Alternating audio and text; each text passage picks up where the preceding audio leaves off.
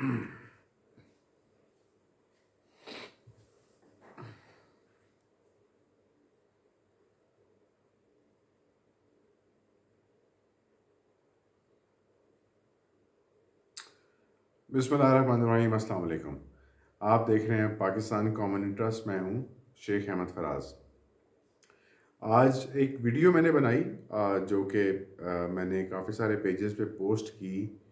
ईद का दिन है, खुशी का दिन है, और आज के दिन एक अजीब व गरीब वाक़या पेश आया कि मेरे घर के अंदर चार मुसल्लह अफराद क्लशनकोफ़ों के साथ मेरे घर में बैक यार्ड से उन्होंने दाखिल होने की कोशिश की।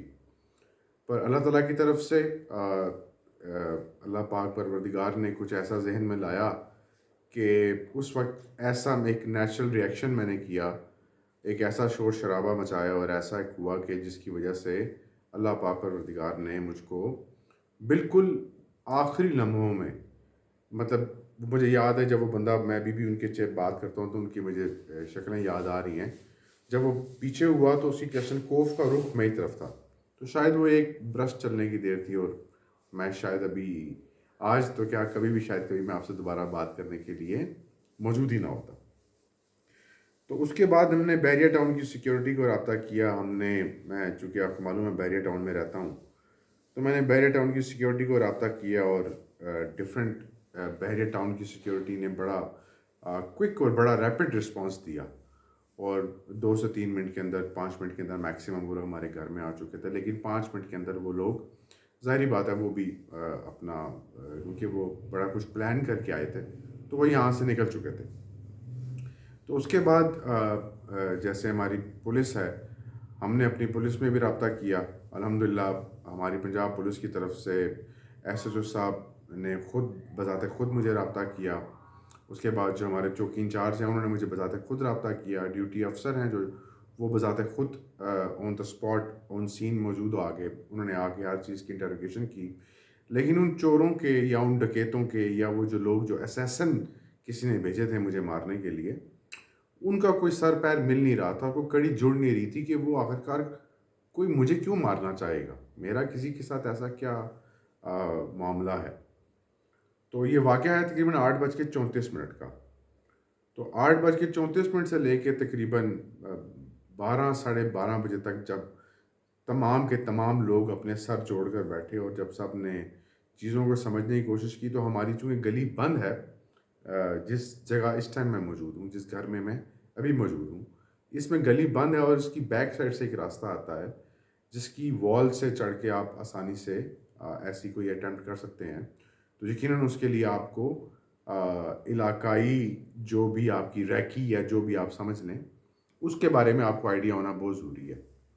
तो जब मैंने इसके बारे में सोचा कि मैंने कहा ऐसा आखिरकार हो क्यों सकता है, कौन चाहेगा कि मतलब मैं अचानक से यहाँ से ख़त्म हो जाऊँ, या अचानक से मेरी, अल्लाह ना करे, मौत वाक़ई हो जाए, अल्लाह ना करे कोई मुझ पर जानलेवा हमला करेगा। तो जब मैंने बहुत सोचा तो मुझे ख़्याल आया कि मैं कुछ केसेस में बहरिया टाउन के एक मुलाजिम हैं, वर्कर हैं, जो कि ख़ुद को अपने आप को डायरेक्टर कहते हैं। उनकी ऑडियोज़ भी हमारे पास बड़ी ही धमाकेदार किस्म की मौजूद हैं। उनके असर रसूख के ताने बाने भी मेरे पास बड़े मौजूद हैं, जिनके मुताबिक उनको हाथ भी नहीं लगाया जा सकता, क्योंकि वो 20 साल से मलक रियाज साहब के साथ हैं। तो मेरा अचानक से ख्याल आया कि उन साहब, चूँकि वो मार्केटिंग डिपार्टमेंट से हैं, और उन्होंने आगे अपने फ्रंट मैन रखे हुए हैं जो बैरिया में काम करते हैं। उन लोगों को इस चीज़ का आइडिया है कि अमूमी तौर पर बैरिया टाउन खुद से प्लॉट नहीं देता, वो आगे अपने फ्रंट मैन रखता है, और अपने फ्रंट मैनों के थ्रू वो प्लॉट मार्केट में बेचता है। मिसाल के तौर पे बैरिया टाउन अगर प्लॉट 16 लाख 20 लाख का अंदर से इशू करेगा, तो वो उस प्लॉट को मार्केट के अंदर ओन चढ़ा के 40 लाख 50 लाख 60 लाख का अपने फ्रंट मैन के थ्रू बेचेंगे, और फिर आगे से जो बंदा लेगा वो उसको आगे फर्दर उसके ऊपर ओन 5-10 लाख रुपये ओन चढ़ा के उसको आगे भेजेगा। तो वो उन साहब के साथ मेरा पिछले कुछ टाइम से इख्तलाफ चल रहा था कि उन्होंने उनका एक फ्रंट मैन है, उसका नाम मैं ले लेता हूँ, उसका नाम है मोहम्मद फ़याज़। मोहम्मद फ़याज़ साहब ने मुझसे कोई तकरीबन 4 करोड़ रुपए के करीब रकम ली, और उन साहब के कहने पे ली, उनसे मेरी फ़ोन पे रब्ता हुआ, उन्होंने मुझे फ़ोन पे कहा कि आप इसको ये पेमेंट दे दें। मैंने उनको वो पेमेंट दे दी। उसके बाद ऐसा हुआ कि वो पेमेंट जब पेमेंट दी तो चूँकि वो पेमेंट किसी चीज़ के इवज़ दी गई थी और साथ ये लिखा गया था कि ये पेमेंट जब तक वो चीज़ नहीं मिल जाती तब तक ये पेमेंट उनके पास बतौर अमानत है, और अगर मैं चाहूँ तो ये पेमेंट उनसे बवक्त ज़रूरत मांग कर किसी और चीज़ में इस्तेमाल कर सकता हूँ। तो वो सब चीज़ें लीगल डॉक्यूमेंटेशन पूरी थी, मुकम्मल है, अभी भी है।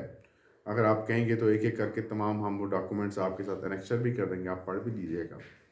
वो करने के बाद हमने उनके खिलाफ़ कानूनी चाराजोई का एक रास्ता इख्तियार किया। पहले टेबल पे बात करने की कोशिश की, टेबल पे बात नहीं हुई, कुरान पे बात की, कुरान पे 3-4 बार हलफ हुए, वो झूठे उन्होंने अल्लाह माफ़ करे तोड़ दिए। तो उसके बाद जब ये सारा कुछ उन लोगों ने निज़ाम छोड़ दिया, तो ज़ाहिर-सी बात है मेरे पास एक कानूनी रास्ता था जो मैंने इख्तियार किया, और कहा मैं शरीफ आदमी यही कर सकता है, अब मैं किसी के दस्तों गिरेबान तो होने से रहा।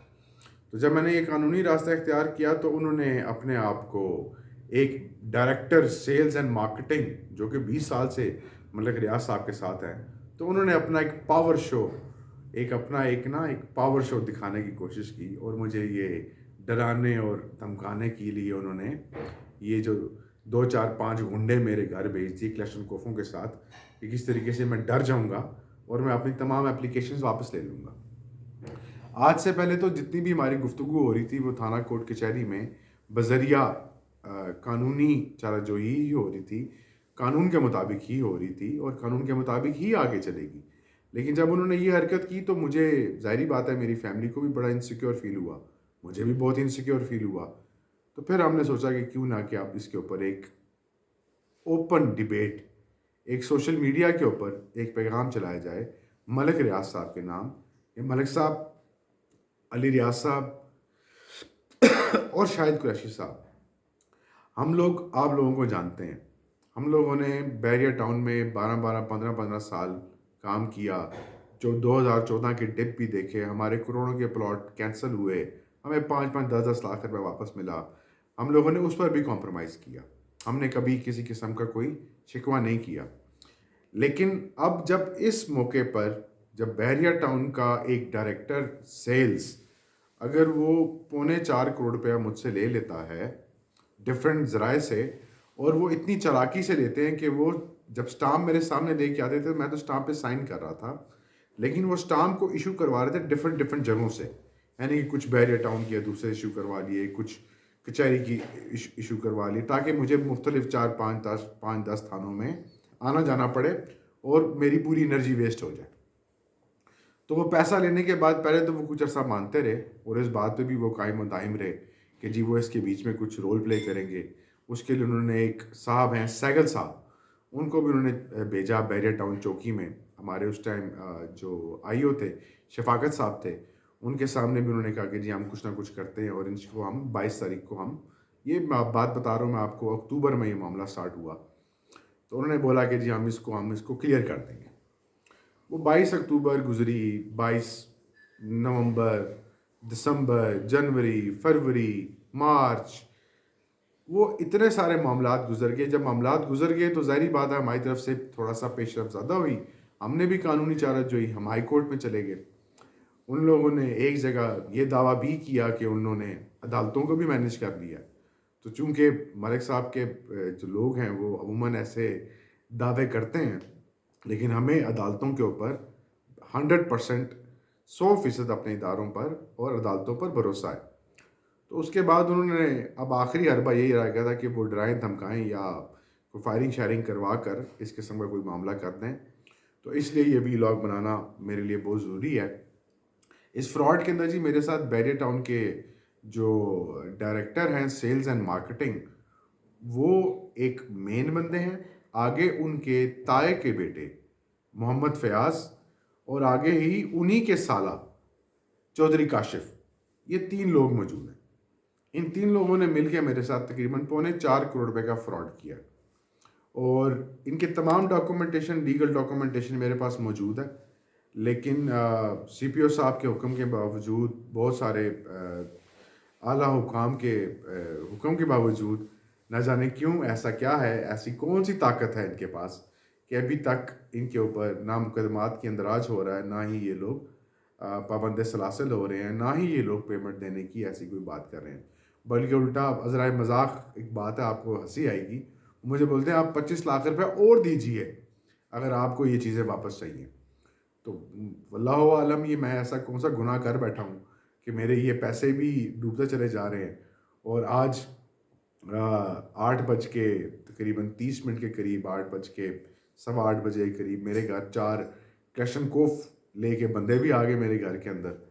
तो अगर हम रैपिड रिस्पांस ना करते तो शायद मैं आज ये वीलॉग ना बना रहा होता। मैं ये अपना वीलॉग बना रहा हूँ इस उम्मीद से कि पाकिस्तान में इंसाफ की हाकमियत है। मैं वीलॉग बना रहा हूँ इसलिए कि मैं बिलीव करता हूँ अदालती निज़ाम के ऊपर। मैं ये वीलॉग बना रहा हूँ इसलिए कि मैं बिलीव करता हूँ अपने कानून के निज़ाम के ऊपर। मैं वीलॉग इसलिए बना रहा हूँ कि शायद मलिक रियाज साहब और अली रियाज साहब और जो भी बैरियर टाउन की मुतलका अथॉरिटीज़ हैं वो इसके ऊपर कोई एक्शन लेके, खुदा का वास्ता है, ये मेरे हक हलाल के पैसे हैं, ये मेरे हक हलाल के पैसे हैं, मेरी बड़ी हार्ड अर्न मनी है। तमाम डॉक्यूमेंटेशन, तमाम स्टाम्प पेपर्स मौजूद हैं मेरे पास कि जिसमें उन्होंने पेमेंट वसूल की है। बराए मेहरबानी मेरी ये पेमेंट या मुझे वापस दिलाई जाए या एज़ पर कमिटमेंट जो मुझसे बात की गई थी उन कमिटमेंट्स को पूरा किया जाए। मेरी बस इस वीलॉग को इतना सा ही रखते हैं, ये मेरा ज़ाती वीलॉग है।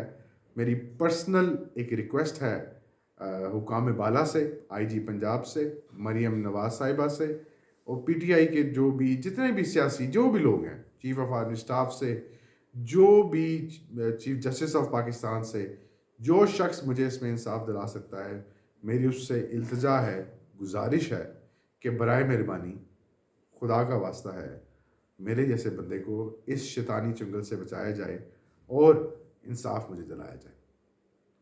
अपना, अपने इर्द गिर्द लोगों का, अपने जान व माल का हिफाजत कीजिए। इस टाइम किस इदारे में कहाँ पर कैसी काली भेड़ें मौजूद हैं, इसके बारे में अंदाज़ा लगाना आपके लिए और मेरे लिए इंतहाई मुश्किल और नामुमकिन हो चुका है। इजाज़त दें शेख अहमद फराज को।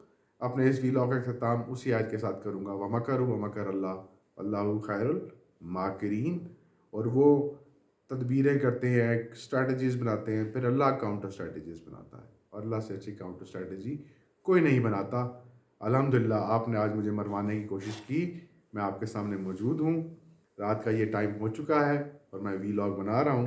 रात को 3:08 हो गए हैं, मैं वीलॉग बना रहा हूँ और अल्हम्दुलिल्लाह रब्बिल आलमीन ज़िंदा हूँ, अभी तक नहीं मरा। और अगर मुझे किसी किस्म का कोई जानी नुकसान होता है तो 3 बंदों को मैं क्लियर नॉमिनेट करता हूँ। नंबर 1 उस्मान इलाही, नंबर 2 मोहम्मद फ़याज़, नंबर 3 चौधरी काशिफ़।